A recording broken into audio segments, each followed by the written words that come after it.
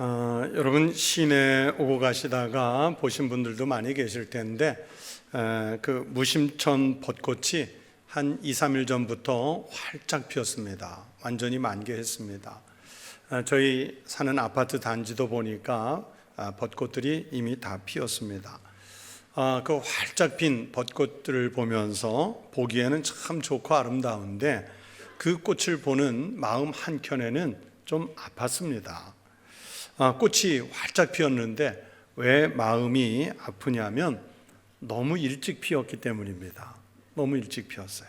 우리가 알고 있기로는 원래 개나리 진달래 피고 목련이 피었다 지고 잎 떨굴 무렵에 벚꽃이 피고 또 그 벚꽃 떨구면 철쭉이 피고 이 순서들이 있는데 지금 세계가 다 기후 위기를 맞는 바람에 이 모든 기후가 흐트러졌어요.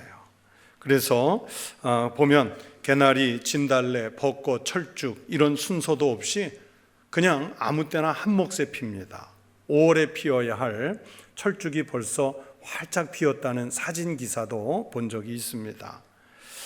그걸 보면서 아름답기는 하지만 하나님의 창조 작품인 피조물들이 아파하고 지구가 힘겨워하는 것 같은 마음이 들어서 그 아름다운 꽃을 보면서 마음이 아프다, 그렇게 제가 표현을 했습니다.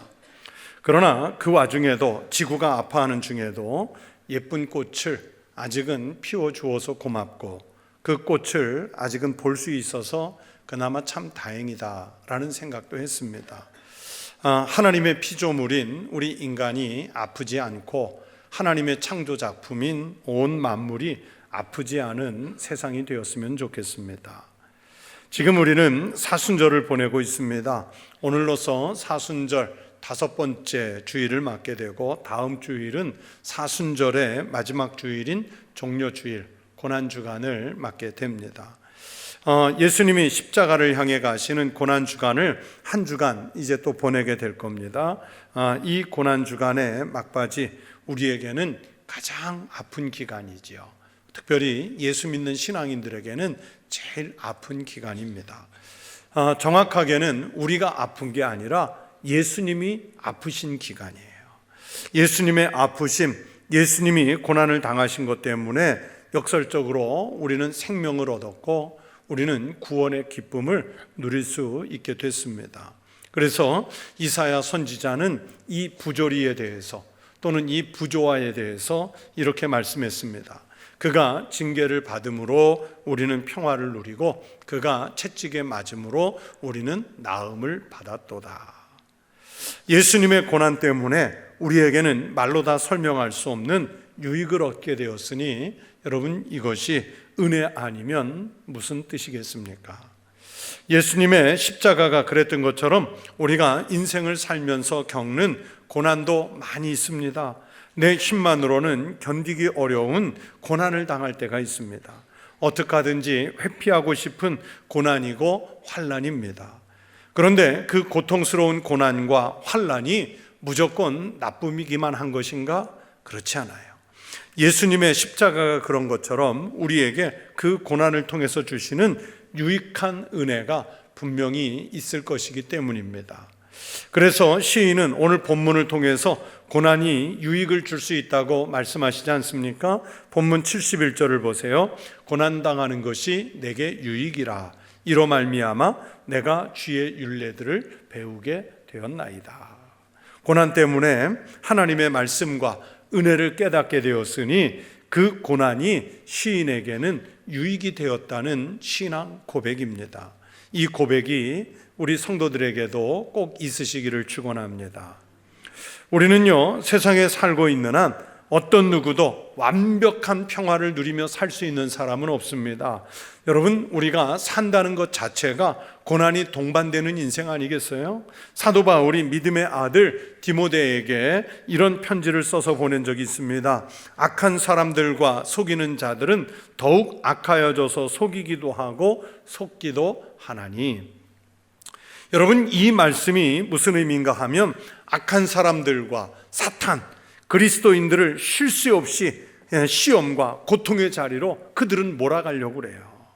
하나님을 알지 못하는 세상은 하나님의 백성들이 고통을 당하도록, 그래서 그 고통 때문에 하나님이 계시지 않다, 정말로 하나님이 계시면 내가 하나님을 믿는다고 했는데 나에게 이런 고난, 고통, 환난이 있어야 되느냐, 내가 지금 이 어려운 순간을 이겨가고 있는데 왜 하나님은 아무런 응답도 하시지 않느냐, 그러면서 의심, 의구심을 들게 만드는 게 바로 그 하나님 없는 사람들의 모습입니다.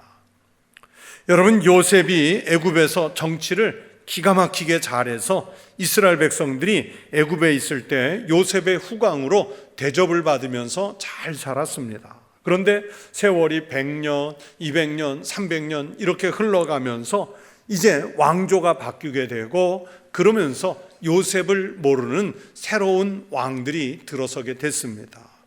애굽의 왕들과 백성들은 지켜보니까 이방인인 이스라엘 사람들이 왜 자기네 나라 애굽에 들어와서 귀한 대접을 받으면서 존대를 받으면서 살아야 하는지 의심이 들었고, 이스라엘 민족에 대한 불만이 일어났습니다. 그러면서 그들은 이스라엘 백성들을, 즉 하나님의 백성들을 박해하기 시작합니다. 그 박해 때문에 민족의 존망 위기를 맞은 이스라엘 백성들이 하나님께 호소하기 시작했습니다. 하나님은 애굽의 왕궁에 모세라는 민족의 지도자를 두고 훈련을 시키셨습니다. 그러나 그 모세조차도 40세에 애굽 사람을 살해하는 실수를 저지르는 바람에 왕궁을 떠나서 미디안 광야에 40년 동안을 숨어 지내지 않습니까? 40년 동안 숨어 지낸 세월이 지나면서 모세를 죽이려고 그 모세를 찾아다니던 왕이 없어지면 고통이 없어질 줄 알았는데 그래도 악은 사라지지 않았어요. 오히려 하나님의 백성들, 이스라엘 백성들을 향한 박해는, 핍박은 점점 더 심해지고 있었지 않습니까? 여러분, 이런 현상은 비단 애굽에서, 애굽과 이스라엘 백성들 사이에만 일어나는 일은 아니지요. 지금도요 마찬가지입니다. 세상과 하나님의 나라는 여전히 이 땅에 공존하면서 갈등을 하는 거예요. 세상은요 자신들이 동원할 수 있는 모든 힘을 동원해서 하나님의 사람들을 시험하고 우리를 자기네들의 종으로, 죄의 종으로, 하나님 없는 사람들의 종으로 전락시키려고 합니다. 그 와중에 믿음을 지키려는 사람들과 갈등이 일어나는 거예요.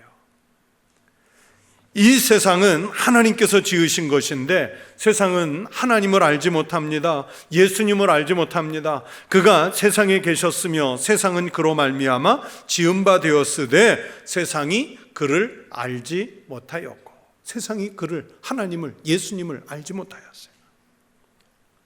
그래서 예수님을 믿는 성도들이 이 세상에서 신앙으로 살아가는 그 자체가 십자가를 지는 삶을 살아야 돼요. 누구든지 나를 따라오려거든 자기를 부인하고 자기 십자가를 지고 나를 따를 것이니라. 열렬한 신앙으로 유명한 기독교 철학자 파스칼은 우리 인간은 본래 하나님의 형상대로 창조되었는데 그만 우리 인간이 죄를 짓는 바람에 무엇을 잃어버렸냐면 바로 창조의 본성인 하나님의 형상을 잃어버렸다는 거예요. 그래서 그 잃어버린 하나님의 형상, 그 부분 때문에 인간이 공허하고 아주 허무한 인생이 됐는데, 그 공허함을 채우기 위해서 세상의 온갖 탐심, 세상의 것으로 그 허무한 공허한 부분을 채워보려고 하는데 인간은 여전히 그것을 다 채울 수가 없고 만족함을 얻을 수가 없어요. 우리가 만족을 얻으려면 오직 하나의 방법, 그게 바로 하나님의 형상을 회복하는 길밖에 없다는 게 파스칼의 설명입니다.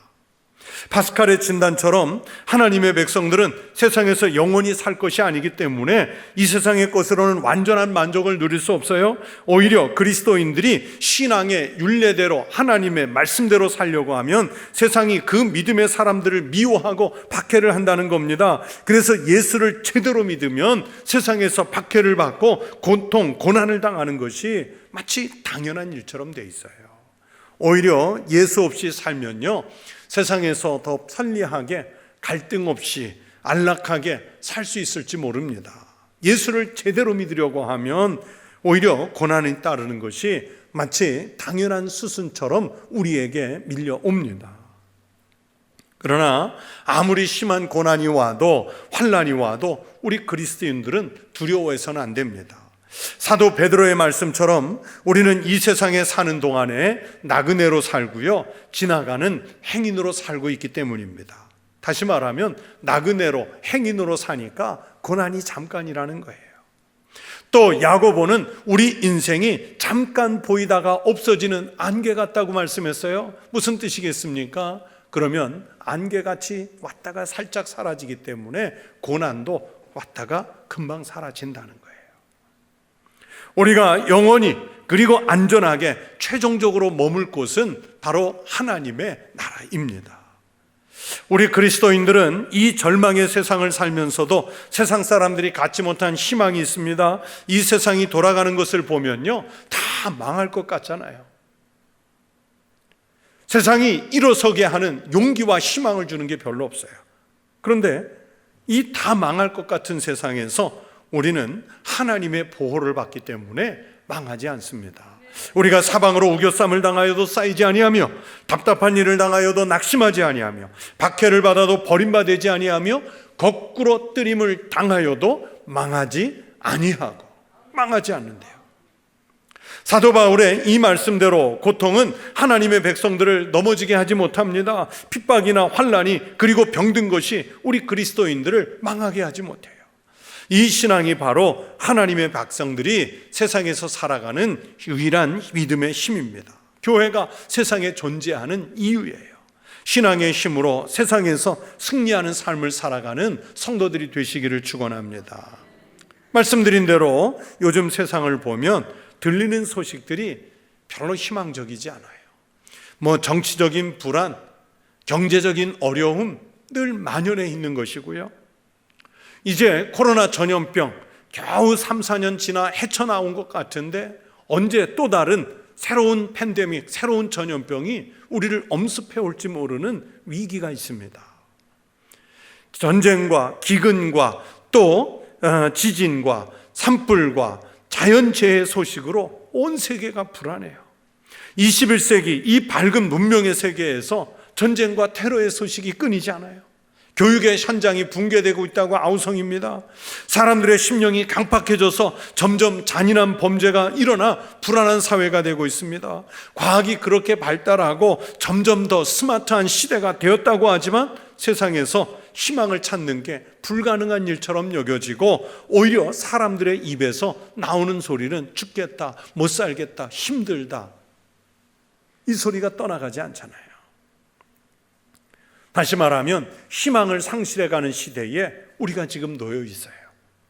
그러나 여러분, 우리 그리스도인은 어떤 형편에서도 우리가 세상을 보는 시각은 절망이 아니라 신앙의 시각이어야 합니다. 지금은 정말 힘들고 어려운 때죠. 그러나 신앙의 시선으로 보면 세상이 주는 이런 고난이나 환난이 우리 그리스도인들에게 반드시 나쁜 것만은 아닙니다. 그래서 시인은 71절에서 고난을 당한 것이 자신에게 유익이 됐고 자기는 그 고난 때문에 오히려 하나님의 말씀을 깨우치고 배우게 됐다고 고백하고 있지 않습니까? 고난당한 것이 내게 유익이라, 이로 말미암아 내가 주의 율례들을 배우게 되었나이다. 특히 시인은 67절에서 이런 고백도 해요. 고난 당하기 전에는 내가 그릇 행하였더니 이제는 주의 말씀을 지키니이다. 여러분, 이 시인이 고난을 당하기 전에는 자기 마음대로 살았다는 얘기죠. 하나님 없이 죄도 많이 지었다는 얘기죠. 세상 중심으로 살았다는 뜻입니다. 그런데 이 엄청난 고난을 겪고 나서 이제는 주의 말씀을 지키게 되었노라고 고백하고 있어요. 그러니 고난당한 것이 내게는 유익이라, 이 고백을 할 수 있습니다. 이렇게 고백할 수 있음이 하나님 은혜인 줄로 믿습니다. 고난이 그에게 준 축복이 됐습니다. 인간을 포함한 모든 생물, 생명체들은 할 수만 있다면 본능적으로 고난을 피하고 싶어 하지요. 위협해 들여오는 환난들을 피하고 싶습니다. 여러분, 누가 세상에 어떤 사람이 거센 파도에 휩쓸려서 정신을 잃은 채로 여기에 내팽겨치고 저쪽으로 내팽겨쳐지는 그런 인생 살고 싶은 사람이 누가 있겠어요? 고난이나 슬픔이 없는 평안한 인생을 살고 싶은 게 우리들의 솔직한 본성 아니겠습니까? 그런데 시편 기자는 오늘 말씀에서 고난당한 것이 내게 유익이라 그랬어요. 여러분, 이 말씀을 자세히 보시면 과거형으로 썼습니다. 앞으로 고난을 겪게 되면 그때 가서 하나님의 말씀을 깨우치도록 하겠다, 이런 미래형이 아닙니다. 그러니까 시인은 과거에 이미 엄청난 고난을 경험했던 것 같아요. 아니면 이미 지금 고난을 겪고 있는지도 모르겠죠. 그가 고난을 신앙으로 극복하고 그 고난을 생각해 보니까 나쁘지만은 않았던 거예요. 아니, 오히려 유익한 부분이 있었는데 고난을 통해서 하나님의 말씀의 진리들을 배우게 됐습니다. 71절, 72절에 보시면 고난을 통해서 하나님의 말씀을 제대로 깨우치고 나니까 그 가치가, 고난으로 인해서 배운 가치가 얼마나 컸던지 내게는 천천금은보다 좋으니이다. 천천금은보다 그 고난을 겪었던 게 좋았다고 고백하지요. 고난을 통해서 하나님의 은혜, 하나님의 진리, 하나님의 인도하심, 하나님 나라에 대한 소망들을 볼 수 있는 영적인 안목을 갖게 됐습니다. 그런데 이것이 오히려 세상에서 귀하다고 생각했던 풍요를 가져다주는 보증이라고 여겼던 천천의 금은보다 더 좋았다고 고백할 수 있게 됐습니다.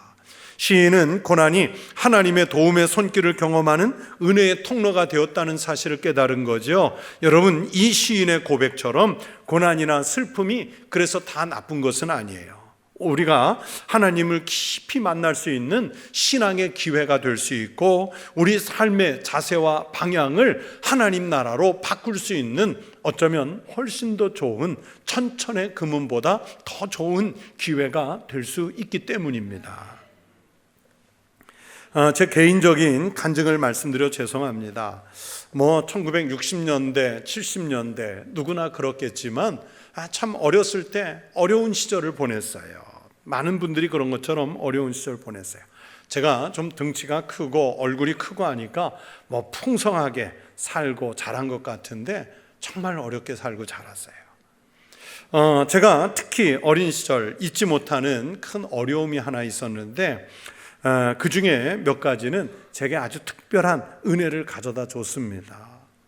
저는요, 어린 시절, 초등학생 시절, 중학생 시절, 고등학생 시절, 다 그때는 좋은 추억을 갖고 그때로 돌아갔으면 좋겠다, 이렇게 생각하는 분들이 많은데 저는 눈꼽만큼도 그 시절로 돌아가고 싶은 생각 없어요. 왜냐하면 너무 어려웠기 때문에, 그 시절이 힘들었기 때문에 그래요. 그런데 고등학생 때 제가 아주 큰 질병을 하나 알았어요. 머리하고 손바닥, 발바닥만을 제외하고 전신에 아주 심각한 피부 질환을 알았는데 너무 아프지요.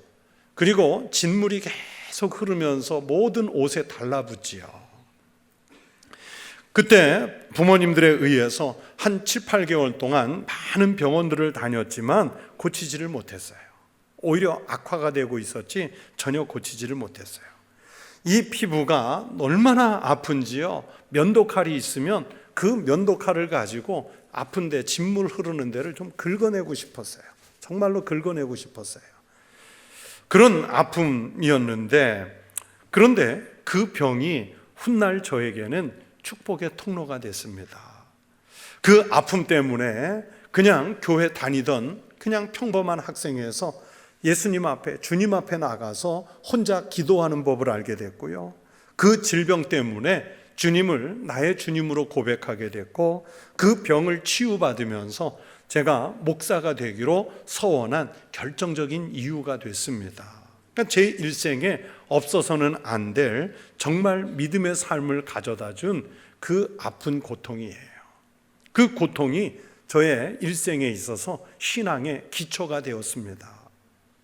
그 외에도 정말 여러 차례 제 힘만으로는 감당하기 어려운 고난과 질고들을 겪었던 적이 있었습니다. 그러나 훗날 나중에 돌아보면 그 고난의 때에 하나님을 깊이 만나고 주님의 은혜를 가장 크게 받았던 때가 그때였습니다. 만약에 순탄하게만 살아왔다면 이런 은혜와 그런 복들을 어떻게 누릴 수 있었겠습니까? 너무 어려운 시대를 사는 우리 성도들에게 위로를 드리고자 하는 말씀입니다.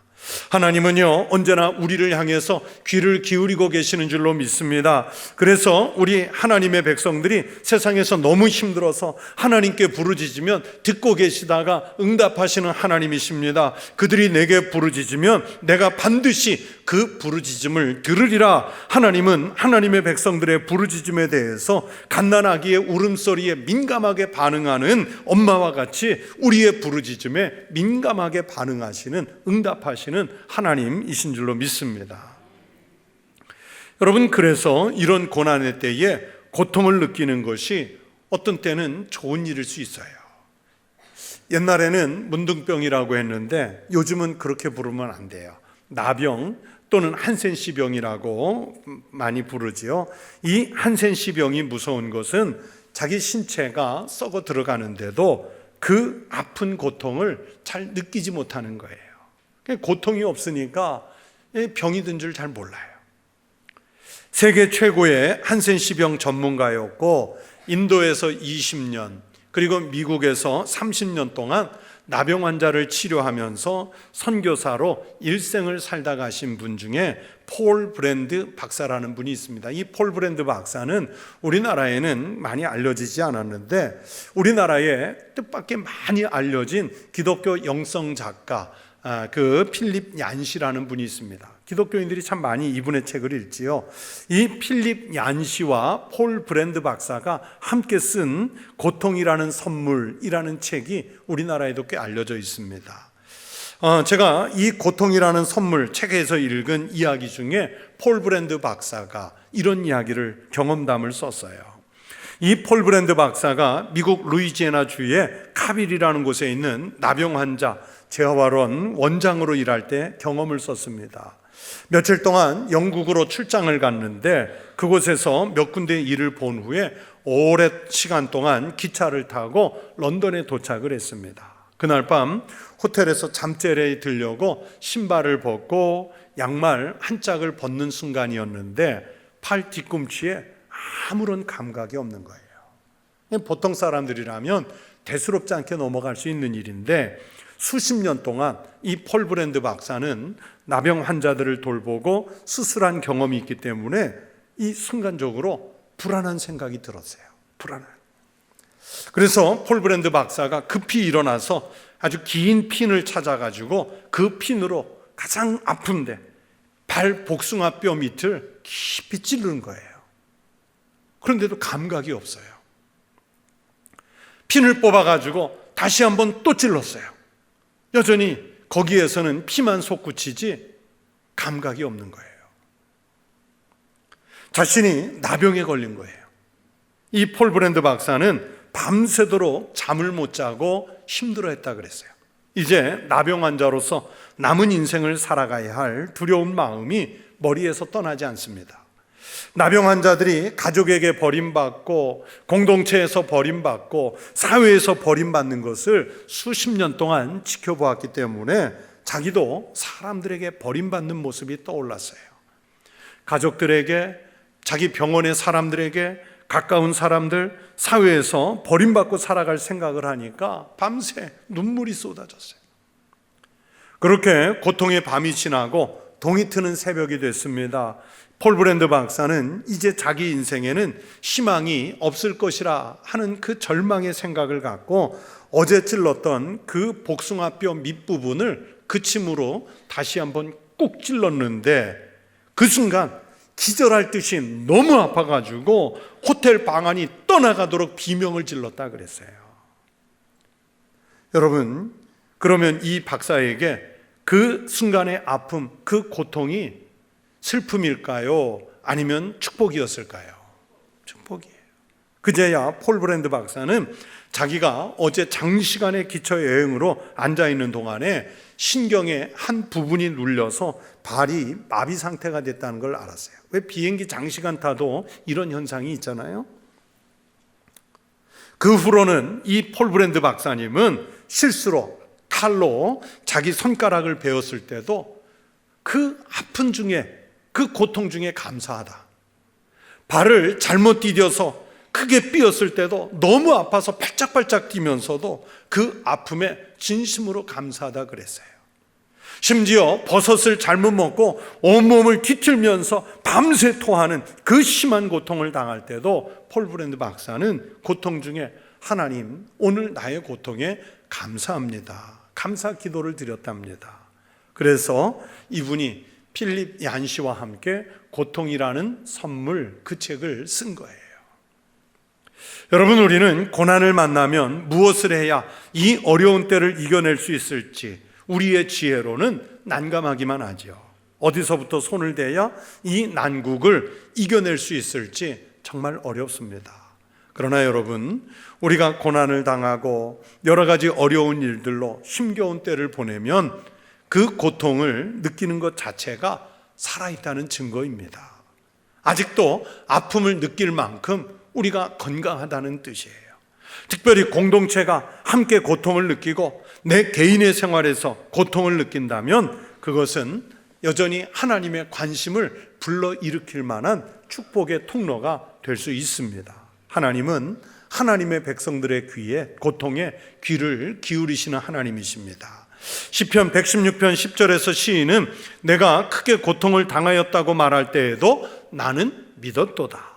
고통 중에 더욱 믿음이 견고해지는 자신의 신앙을 고백하고 있지 않습니까? 고난에 빠진 사람들이 다윗의 자손 예수여, 다윗의 자손 예수여 하고 부르짖으면서 나오면 예수님은 먼저 손을 대서 그들의 질병을 고쳐주시고 귀신을 쫓아내주시고 때로는 자녀들의 그 건강을 회복시켜 주시지 않습니까? 여러분, 그들은 손을 쓸 수 없는 그 고통, 그 아픔, 그 질병, 그 절망 때문에 오히려 예수님 앞에 나와 예수님을 만나게 됐고 궁극적으로 그게 복이 되지 않습니까? 신앙생활을 제대로 하면서 사회생활도 성실하게 하려고 하는 사람들, 즉 두 개의 세계관을 성실하게 살려고 하는 사람들에게는 언제나 남모르는 고통이 있습니다. 고난이 닥쳐올 때가 있습니다. 그러나 고난은 하나님께 우리가 눈을 돌리고 우리가 하나님을 향해 마음을 열 수 있는 참 좋은 기회인 줄로 믿습니다. 하나님은 성도들의 고난을 통해서 이루시고자 하시는 목적이 있어요. 그것을 발견하는 것이 고난을 통해서 우리에게 주시는 하나님의 축복입니다. 여러분, 십자가가 그렇잖아요. 원래 십자가는 로마 시대에 상상할 수 없는 최악의 사형 도구였습니다. 집안에 십자가 확정자가 있으면 어떻게 하든지 명예롭게 십자가를 피하고 싶어 했던 최악의 형틀이었습니다. 십자가라고 하는 것은 상상조차 하기도 싫은 최악의 죄수들에 달리는 틀이었습니다. 그러나 여러분, 예수님께서 십자가를 통해 그 고난의 길을 가신 것 때문에 그 속에 생명이 있고 그 속에 영생이 있고 그곳에 우리가 하나님 나라에 들어갈 길을 열지 않습니까? 오늘 여러분을 가장 힘들게 하는 것들이 무엇입니까? 몸이 아픈 것입니까? 아니면 가족들의 투병입니까? 또 아니면 사업 때문입니까? 아니면 자녀들의 문제 때문에 고통을 겪고 있습니까? 여러분, 그럴 때 주님의 십자가 고난을 생각하십시오. 십자가에서 쏟으신 그 피와 나를 위해서 찢으신 주님의 살을 생각하십시오. 사순절 주님께 나와 십자가를 보시기 바랍니다. 그러면 우리의 고난을 하나님은 선한 일로 바꾸어 놓으실 줄로 믿습니다. 무엇보다도 영혼이 고통을 느끼지 못하는 사람들을 불쌍하게 생각하십시오. 내게 오늘 고난이 있음은 절망이 아니라 기쁨이 되게 하십시오. 내가 겪는 오늘의 고난이 장차 내게 주님이 주실 축복의 통로가 될 것을 믿고 고난당한 것이 내게는 유익이라. 이 시인의 고백처럼 고난을 맞서 당당하게 싸우고 고난에서는 승리하시는 성도 되시기를 축원합니다. 십자가에서 부활의 생명이 잉태한 것처럼 오늘 우리의 고난을 통해서 하나님이 채우시는 축복이 들어 있을 줄로 믿습니다. 이런 신앙의 삶을 살아가시기를 주의 이름으로 축원합니다. 기도하겠습니다. 아버지 하나님, 감사합니다. 주님의 십자가를 알지 못하는 사람들에게는 미련한 것이지만 우리 모든 믿음의 사람들에게는 생명이요 부활이요 영생이 된 줄로 믿습니다. 그런 것처럼 오늘 우리가 겪고 있는 잠깐의 고난이 있을지라도 이 고난이 우리에게 유익이 되고 생명이 되고 주의 율례를 지키는 말씀의 통로가 되게 하여 주시옵소서. 예수님의 이름으로 기도하옵나이다. 아멘.